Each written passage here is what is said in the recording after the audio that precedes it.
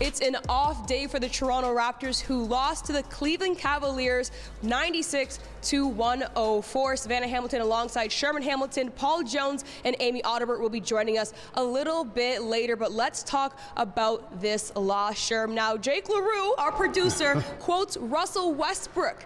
Was it the Raptors losing or the Cavs just winning this game? Well, I don't think you ever take away what a team does to win a game, and understanding that the team that lost probably made some mistakes throughout the process, and the Raptors did. But you have to tip your hat to Cleveland. They had lost 6 of 7 going into that game. Jared Allen goes down, and he's a big part of what they do. And you think that they found a way to get the job done with Evan Mobley. You know, Dean Wade had a big dunk. You know, Darius Garland was excellent. Kevin Love, like, they had everybody playing well. And for the Cleveland Cavaliers, you have to give them credit based on the way that they've surprised everybody this season. They've come out the blocks. They've done a great job. J.B. Bickerstaff has done a great job coaching this team. So this is a legit team that hit a rough spot, and now they're getting back on track. And the Raptors could have done a lot of things differently, no doubt about it. But you have to tip your hat to Cleveland. They withstood the push that the Raptors forced on them, and then they're able to get the job done and win the game. So I feel like Cleveland proved that they are an elite team in the Eastern Conference, and even without a key player, they were able to come out with a win against a very good Raptor team. Absolutely. I think there's 2 points to be made as well. Evan Mobley played very well. Yes. I think he really showed out. I believe he had 20 points and 17 rebounds, just showing out. And of course, there's a bit of a rookie battle between him and Scotty Barnes. I actually thought Scotty Barnes had a pretty efficient game despite everything else. And something that crossed my mind this morning was even the fact that the Raptors are truly the sum of all of their parts. So when they're missing players, they truly feel it. It's like Fred VanVleet, even Malachi Flynn, who's had a pretty solid stretch here with the Toronto Raptors as well. You know, they didn't have a floor general on the court, so a part of it did feel like, yeah, they lost, but they lost without their leaders on the floor. Yeah, you're right, and you think about it, it's who they lost. Fred VanVleet is the brains behind this whole thing, and when you look at a game like that against Cleveland, it was form-fitted for a Fred VanVleet-led comeback for the Raptors. He knows how to orchestrate those comebacks. He understands who needs the ball, when they need it. Defensively, he does great things. So, to your point, yes, there are the sum of their parts, but when you're missing a key part like Fred VanVleet, it changes a lot, especially down the stretch. Exactly. Yeah. Now, down the stretch, Pascal Siakam was also on the floor. He did his best last night. You know, he's still, you could argue, player of the game for the Raptors. He's been a player of the game, I'd say, for the past 3 games. You know, against the Magic, he had 34 points in 40 minutes. Just a lot of efficiency in that one. But what do you take away from his performance lately? Well, it's difficult for Pascal without Fred on the floor, because what's happening is teams are just overloading, getting on him, double teaming him, getting the ball out of his hands, and they're forcing him to move the basketball. That's going to impact your ability to create assists, because it's usually not the pass out of the double team. It's the pass after the pass out of the double team that leads to the assist. So understanding that Pascal is attracting all that attention, I feel like he's doing the right thing. I think against Cleveland, he got a bit caught in some difficult situations with his field goal percentage. He took 22 shots to score the amount of points he did, but I just think that he's been under a lot of pressure. Teams are really gunning at him, and he's trying to navigate that. The previous 2 games before Cleveland, he did a good job of scoring the basketball. This game against Cleveland, he took a lot of shots, but I do think that him having to run the point adds another element to his arsenal, because it's difficult, as you know, Sav, when you're trying to score, when you know you have to score, but you still have to get everybody involved because teams are coming at you.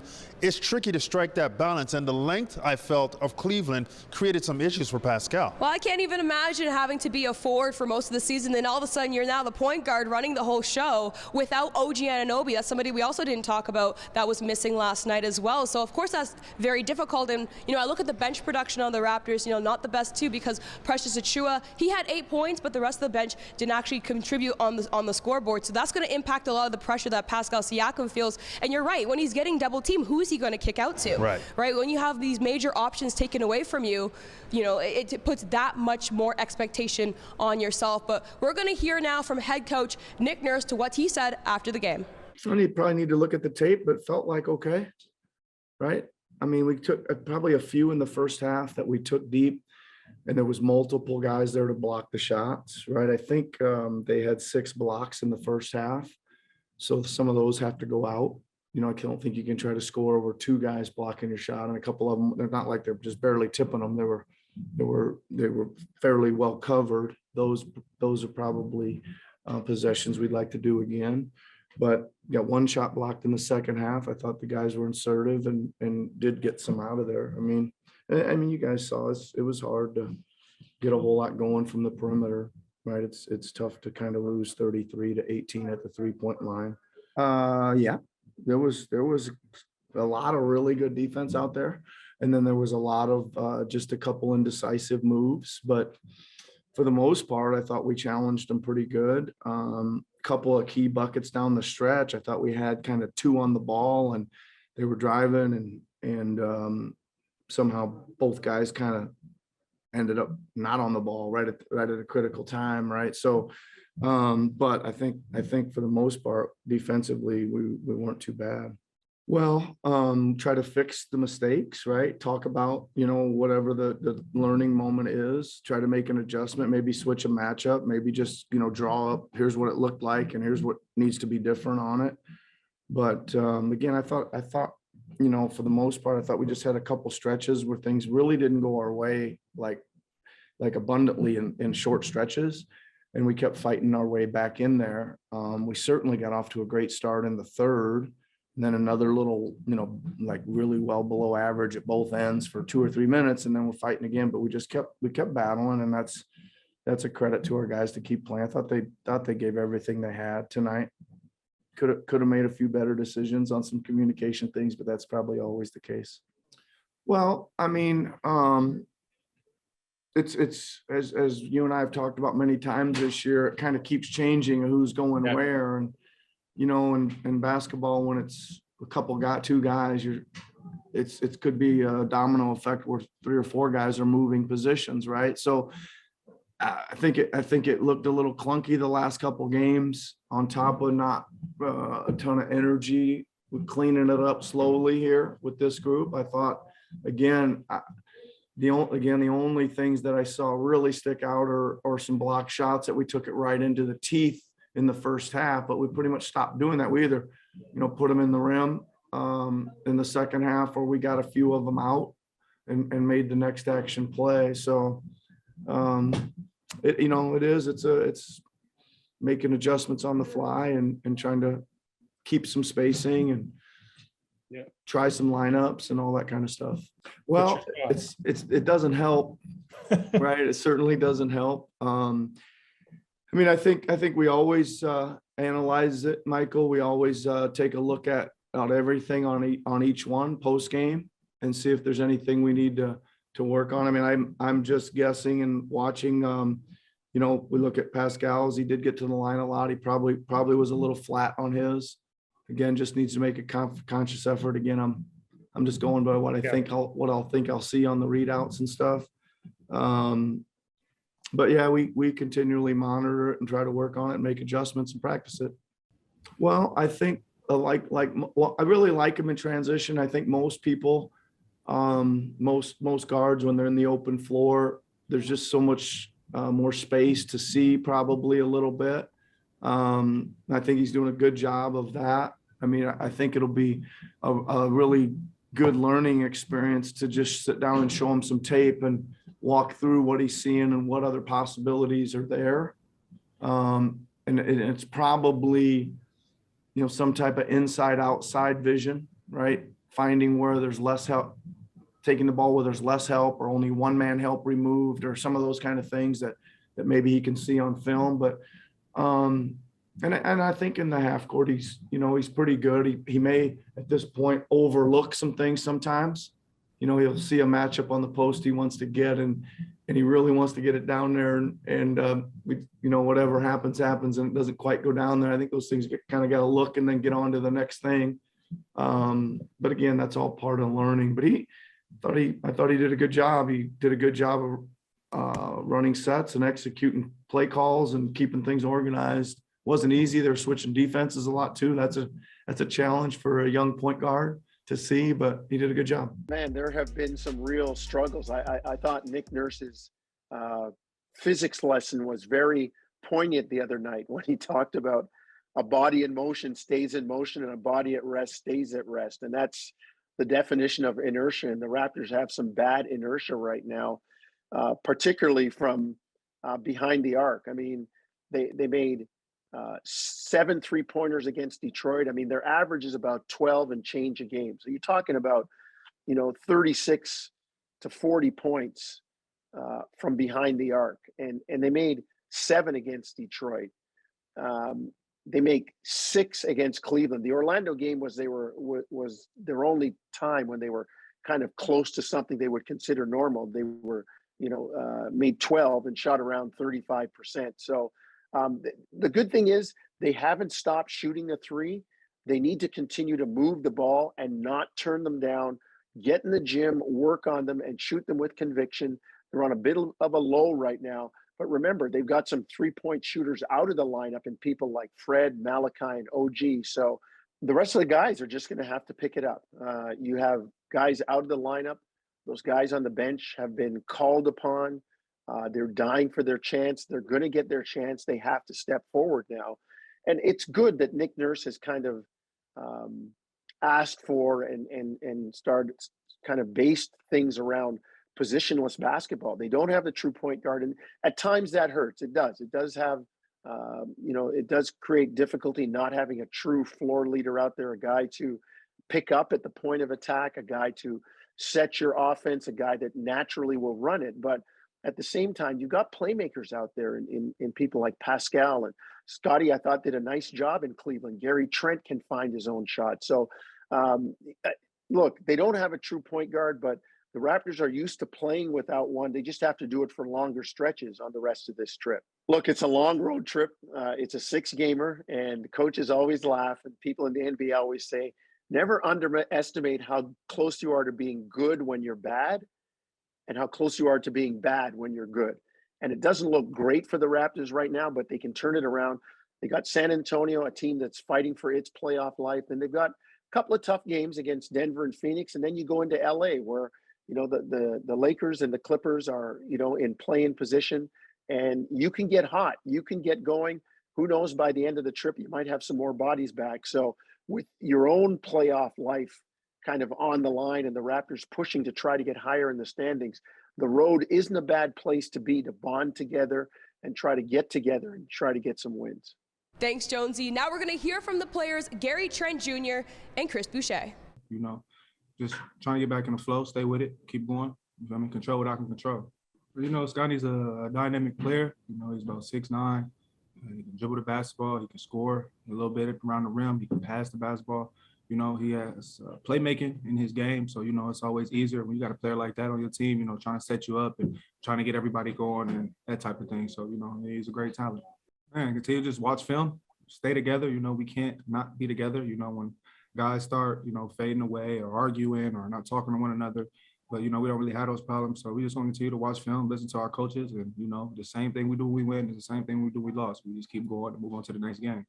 For sure. No, we got to go out there and get a W. I need to play better, need to shoot the ball better, go out there, do what I do, continue to what I do, and play my game. Whatever happens, happens, like I said. Yeah, I think they, so is us. I think we came here and we knew what was in stake, and obviously they did. It's two good teams playing for a good position and for the playoffs. So, kudos to them. They came and they, we tried to make runs and they fought back. And like I said, it's a good team too. So, it was a fun game. Obviously, we would have liked to have the win, but so much we could do from now on. There's so much. We have 3 players that are really like the core of our team that are not there, obviously, with Fred and OG. So, the spacing is a little different. Everybody got to find their position and like kind of where their spots. So we're still learning, obviously. But like I said, it's going to take a little bit of time, obviously, because we're trying to play a different position, everybody, and add somebody like Todd that just got in the game in our team. So, but I'm not saying that it can't work. Like I said, we put a lot of work in what we do, and obviously it's going to get together. Eventually it's going to all get together, but we definitely need Fred and OG. We're definitely missing these two, and we're good when we're a healthy team and everybody's there. So we're missing some key players, and we've done it before. So obviously I don't think that it's not possible to make it again.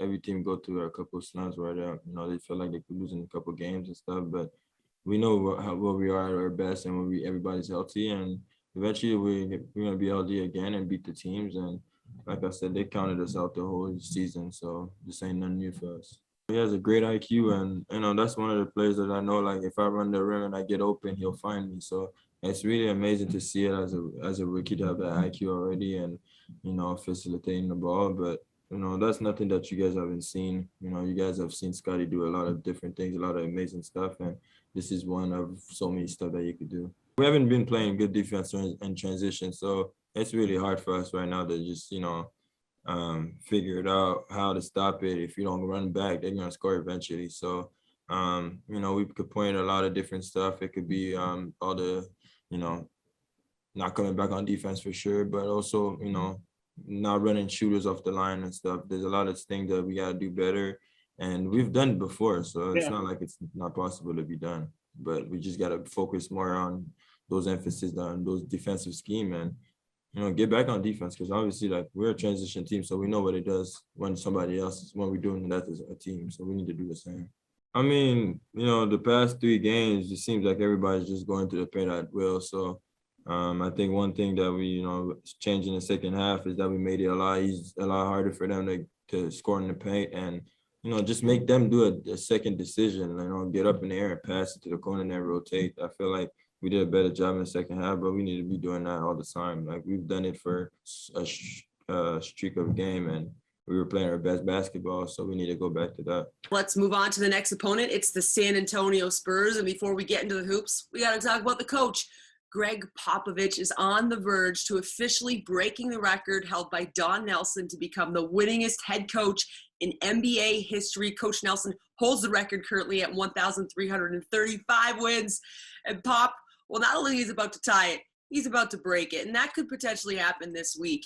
Now, Pop, of course, is a 5-time NBA champion, a 3-time coach of the year.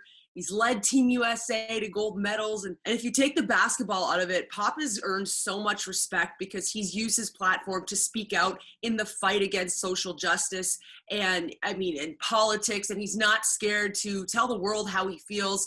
He's known to be tough on his players, but players that play for him, well, now let's move on to the players. And for the Spurs, it starts with DeJounte Murray. He was a former first-round pick for the Spurs in 2016, and he tore his ACL into the 2018-19 season. So he is now officially having his best season of his career. He's flirting with a triple-double. He averages just over 20 points, just over 8 rebounds, and just under 10 assists per game. Those are all career highs. Oh, and 2 steals. So he gets it done on both ends. I mean, this is a 3-level score. He just appeared in his first All-Star game. He rightfully earned that. Complete player. Super electric, and the Raptors didn't see him early January when they met up in Toronto. So this is going to be an interesting matchup for the Raptors. Now, we pay a lot of attention up here to the standings in the East, and they certainly are dicey. But guess what? In the West, it's pretty tough too. And when you look at San Antonio, they're sitting at number 12 at 24-40.